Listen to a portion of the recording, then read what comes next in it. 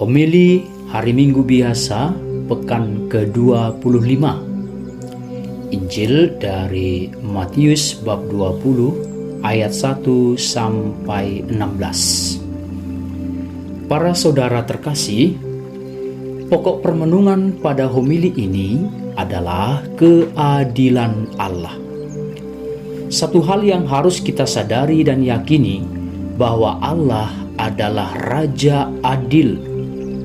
Hukum dari Allah saja yang mampu memberi keputusan yang adil.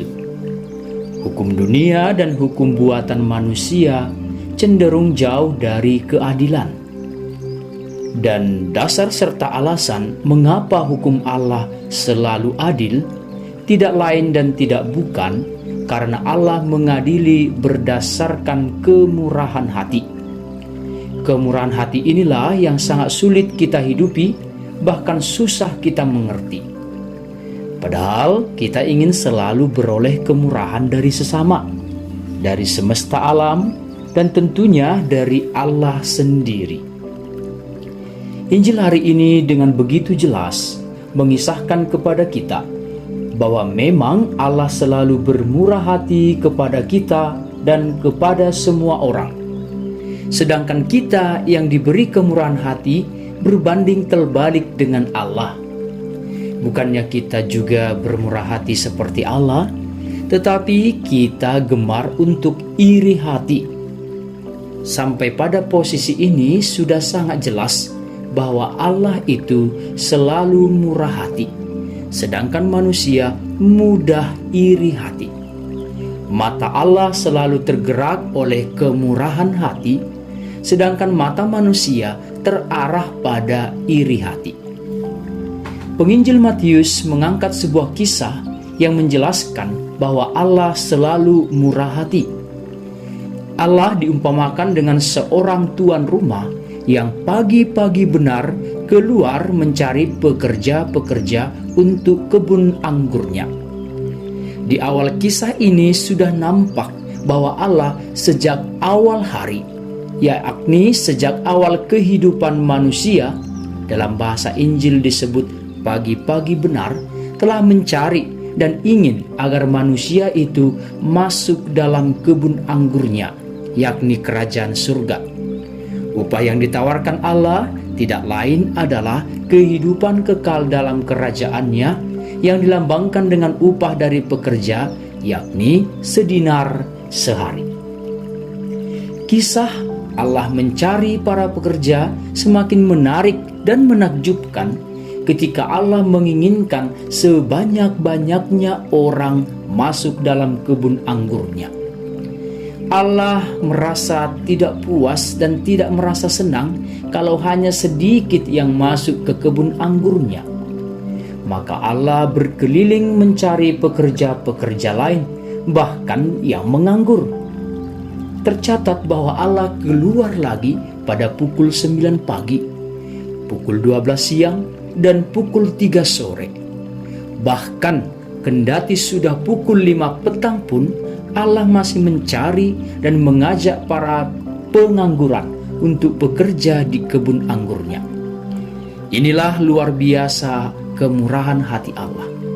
Ia tidak ingin ada manusia yang tidak bekerja atau menganggur, atau tepatnya tidak masuk dalam kebun anggurnya, sehingga ia selalu berkeliling mencari dan mengumpulkan anak-anaknya masuk dalam kebun anggurnya untuk bekerja serta mendapat ganjaran yang pantas.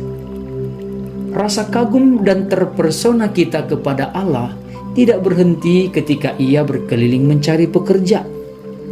Tetapi lebih dari semua itu, Allah masih memberi upah yang pantas dan sama kepada mereka, yakni 1 dinar, baik yang masuk pukul 5 petang maupun yang masuk terdahulu, yaitu pukul 3 sore, 12 siang, 9 pagi, dan pagi-pagi benar. Allah sungguh menunjukkan kemurahan hatinya. Sayangnya, Allah yang begitu murah hati justru dibalas oleh manusia, yakni pekerja-pekerja dengan iri hati. Mata Allah tergerak oleh kemurahan hati dengan mencari serta memberi upah yang pantas, malah dibalas dengan mata manusia yang diwakili oleh pekerja yang masuk lebih terdahulu dengan rasa iri. Mata Allah amat murah hati, sedangkan mata manusia teramat jahat. Allah sudah bersikap adil dan selalu setia pada janjinya. Tetapi mata manusia menjadi jahat dengan tidak setia pada kesepakatan. Para saudara yang terkasih, Allah kita adalah Allah yang murah hati dan setia pada janjinya. Ia tidak pernah memilih-milih dalam mengasihi. Setiap orang diberinya ganjaran yang pantas, yakni masuk dalam kerajaannya. Allah juga tidak pernah berhenti untuk mencari kita. Ia selalu berkeliling untuk memanggil kita masuk dalam kebun anggurnya. Allah pun selalu setia pada apa yang dikatakannya dan tidak pernah mengingkarinya. Ia selalu bertindak adil terhadap kita. Justru kitalah orang-orang yang berbanding terbalik dengan sikap dan sifat Allah. Kita lebih disetir dan dikendalikan oleh rasa iri hati.